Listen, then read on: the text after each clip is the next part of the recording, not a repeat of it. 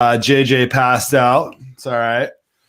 Here we are. We are live. We are Thursday Night Football. We are unsure of our Cardinals bets right now, Yanni. We have Cardinals in a teaser. I've got Cardinals -4 because I bet Cardinals right as that Devontae Adams news came out. I thought I got lucky with the -4. Now, thoughts on that first half? Well, I've got them in a teaser as well, and I, don't want to panic yet, but man, it's battle in the trenches. Green Bay winning. They've run about 40 plays. Arizona's hardly been on the field. Couple that with DeAndre Hopkins limping off there, not playing, and not great. But you just got to wonder if Arizona's going to be able to get the offense going. Give Green Bay's defense a lot of credit for really, really slowing them down. Yeah, they're definitely hanging in there. I mean, their stats are not bad. I'm taking a look if there's a second half line posted yet.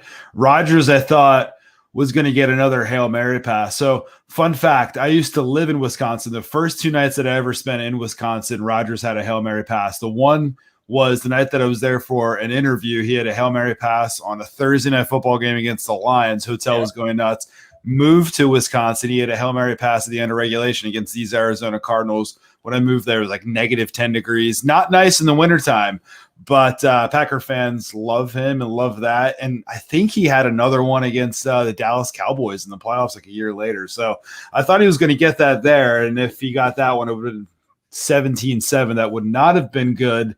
Looking at some odds, Cardinals -1.5 for the game right now. So that's implying what? -4.5 second half line. Over under at 42.5. We're at 10-7 right now, 17 points. That's kind of a high over under for the second half, right? 24-ish. Yeah, it's 25 at Bovada. And based on what we saw from the Cardinals offense, which was a whole lot of nothing, you'd have to say that seems pretty high. Green Bay is understandably content with trying to shorten this game down and run the football. They've obviously had success running the football. They are struggling to throw it, which is not a surprise when you're down your top 2 receivers. So, that does seem high. I've got to believe that Arizona is going to be able to figure it out and get a little bit going here in the second half. But 25 seems like a pretty high number based on what we saw in the first half. It does seem high, right? We're looking at yards per play, 3.8 for the Packers. So they have their 10 points, but they're stalling. I mean, I couldn't believe that they didn't run any run plays, like didn't run the ball at all inside the 3-yard line there. That seems like a mistake. 5.8 yards per play for the Cardinals. Kyler Murray, fun fact, in the past 3 weeks, he hasn't rushed over his rush yard over-under total. I think he's at, 4 yards rushing right now. There's something not right. He's a little bit injured. I like the under at first glance in the second half. The Packers are just going to keep on trying to not take the air out of the ball, but just push this, extend it, have long drives if possible. I might book this right now before it goes below 25. I'm with you. And obviously you're always taking a chance when you take an under when you're doing that with Kyler Murray and when you're doing that with Aaron Rodgers. Yeah. But I'm with you on this. I think Green Bay is going to do what they can to try to run these 10-play drives like they're doing. Milk the clock, get downfield. And unless somehow the tempo just really picks up or these teams start just trading points, that seems like about as solid of an under as you can have. That's what I'm going to do. Again, everybody tread carefully. And we'll look for some player props here, of course, also. But I just put it in 25. That was one of our quickest decisions for a halftime show, I feel like, which is good. Just get it. Just make it happen. Let's get a Cardinals win here also. Last halftime stream, I'm trying to think of what our last time was. Oh, Tech on Monday Night Football. Yeah. We leaned under, but then we were like, Tech, you know what? You've got the hot hands. So then ride the over for sure. Not going to hit every time. Tech red hot with his hockey bets. Go follow him for sure. Total yards. The Packers did actually have 157 yards in that game or in that first half. It was just kind of like slow dink and dunk, slowly but surely. That's why I like that under in the second half also. 2 of 8 on third down. That's telling. Cardinals 2 of 5 on third down. Cardinals look a little bit lost offensively right now. So give credit to the Packers defense, right?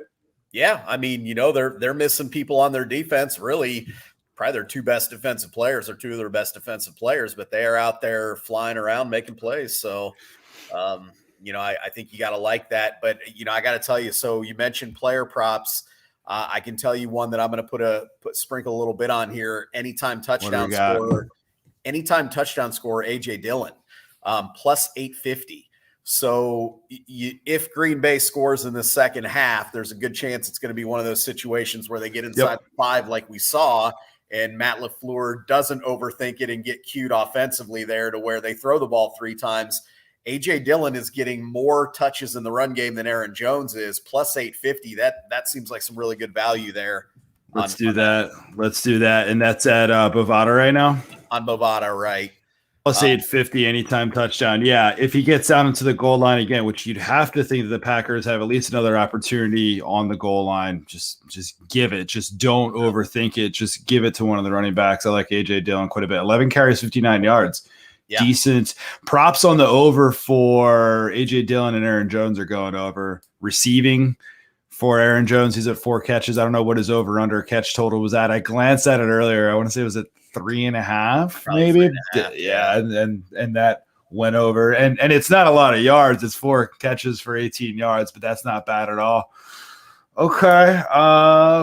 Trying to think of anything else here. Packers 22-8 in terms of time of possession. So they're eating up that possession. Long drives just haven't cashed in, although they are at 10 points. So, well, and going back to that A.J. Dillon prop there, that Cardinals defense is going to be worn down there in the second half. And when you're trying to tackle a big back, we see how it works with backs like Derrick Henry in the fourth quarter. When teams start getting tired, they don't want to put their neck against those big guys. So, opportunity there. But another prop, if you want something that's a little bit shorter odds there, Kyler Murray plus 2. Where did I have it here? Plus 250 for anytime touchdown or touchdown.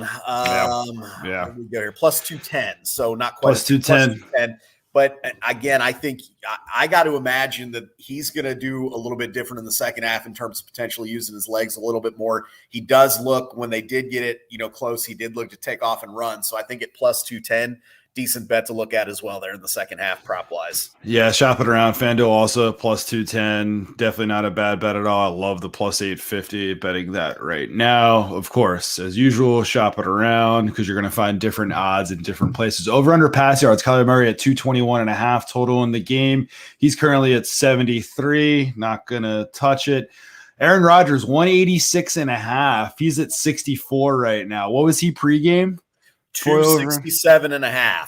267.5. Yeah, so I'm feeling pretty good about that. I had that under, and even though I don't feel great about the teaser bet, that under is at least looking pretty solid at this point. That is looking good. I wish I would have wrote it with you on that one. I don't even like the over right now at 187.5. I'm not going to recommend under, but I think I know what the Packers are going to do in the second half, especially with the lead. And if they get up by any more, they're just going to grind this thing into the ground. Hopefully, A.J. Dillon. So hopefully, if we don't get our Cardinals to come home here, we can get A.J. Dillon with that bet. And knock on wood, you're probably pretty good with that Aaron Rodgers under right now. Okay, anything else in this game? I mean, this is interesting. We have the Packers might get to 7-1 without Devontae Adams. I mean, obviously it's just a 3-point game, but 7-1 is no joke, man. Well, if they get there. If they can go on the road and win this game, and granted, there's as many Packer fans there as I think Troy Aikman pointed out as there are Cardinal fans, but still, if they can go on the road missing their top 2 receivers here and beat an undefeated Arizona team, I mean, I think all of a sudden, and I'm always guilty of this, I have been for the last 3 or 4 seasons, you got to start paying attention to Green Bay again. And I just, for whatever reason, I always struggle completely buying in. I mean, I always expect they'll be a playoff team. I always expect that, we talked at the beginning of the year, they'll likely win the division again. So it's not that I think they're not a good team, but I always kind of have them as that low end good team. But I mean, if they come that's where I'm at. You got to at least give them props if they're able to do that here. So we'll see what happens in the second half here. And as far as the Cardinals go, when you look at their schedule, they only have a handful of what I call really tough games on the slate there. And I mean, I think you could count this as one of them here. So depending upon what happens here in the second half, could mean a lot for their season too.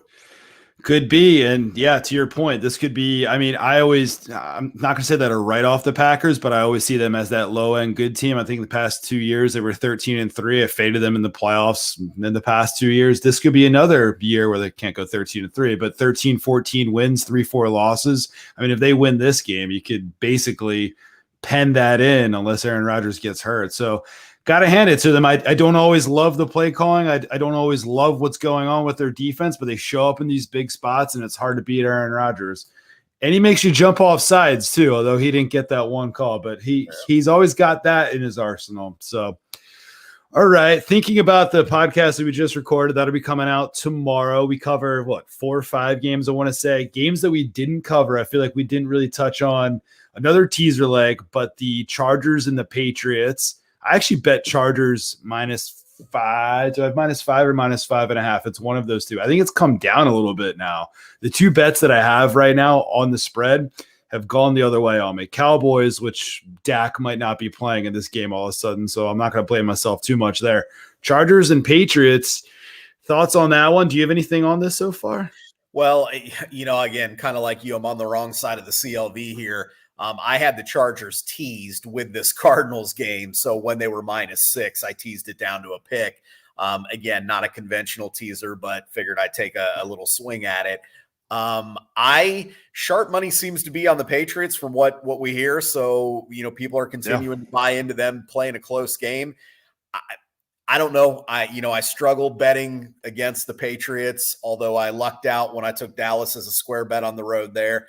But I do I feel like this is a great matchup for the Chargers if they can control the running game of the Patriots. If they can slow that down, I think they run away with this game.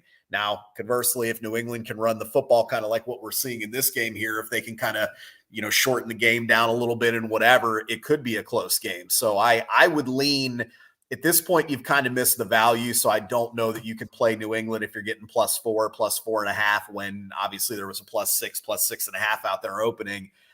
So, for me at this point, this game is probably a pass. I, of course, have that Chargers teaser leg from before, so I'll be hoping they can pull out a win. But that also is dependent upon if Arizona can pull out a win here, which at this point looks shaky at best.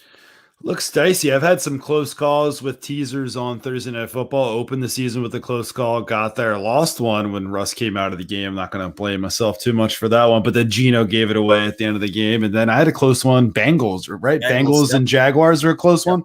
So they've been coming home usually in all these primetime spots. Like the Ravens a couple weeks back was close. That got there by some act of God.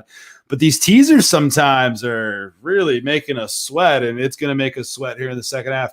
Chargers, yeah, the value. Apparently Sharps came in and that they went against us. To your point, let's see what the run defense is able to do or not do, and then we'll see what happens. But I do like the Chargers in this spot. I know that they went out to Baltimore, which is now 2 weeks in our rear view now, but they bounced back from that. Patriots going out west. I know the Chargers don't have a great home field advantage. There might be more Patriots fans there, but I like what Herbert can do, and I like where my money's at here. Other games, big spreads that we didn't talk about in the podcast. Your Buffalo Bills are laying 14 now, divisional matchup against the Miami Dolphins. I haven't touched it. What's the team total at for both teams here? Because I feel like 14 is a lot. It is, and I don't think you can bet that, even though I hope and actually think they'll cover that. I don't think you can. Do you? Yeah. I just don't think you can bet that, though. I mean, Tua looked pretty good last week. Give him credit. Team fought hard. I'm pulling up the most recent here. We've got Tua has some awful passes, though. Like his stats were pretty good. Like it was 32 of 40, maybe 300 some yards. I saw some of the passes. Yeah. Woo. Yeah, Bill's total He's still young. I get it. Bill's total is 31.5. I'll be honest with you. I think they'll go over that. But that's a pretty high total. So I don't know that you want to mess with that. I think they'll go over. Actually Miami's at 17.5. The problem is it's juiced to the under because, to be honest with you, I don't think they get over that. but it's juiced at least at Bovada minus 150. So I don't think, that's playable.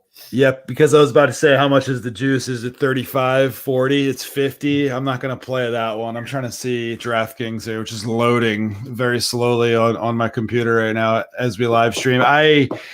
I'm certainly not going to bet it, but if you would have told me at the start of the season that it'd be 14 points, I was like, what the hell? The Dolphins have to be one of the most underwhelming teams in the NFL so far, right?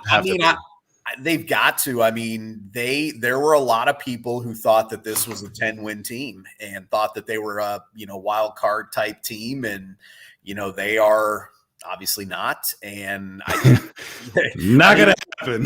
No, it's not happening. It's not. And I think that organization is at a crossroads where they potentially need to kind of re-blow it back up. I mean, obviously we know they potentially have to look at the quarterback position, but I mean, they made some bad draft picks, and I think they had the right idea. They were going offensive line, they were going defensive line. So, I mean, I think they had the right idea, but I think they missed on some of the players they took. And, you kind of put all that together, and now it's like, well, where do you go from here? I mean, they have talent on the roster. It's not that they're lacking of talent. They have some good players, but it's just kind of their identity is not there. I like Flores as a head coach, but when you look at their scheme, they don't really have an identity on offense.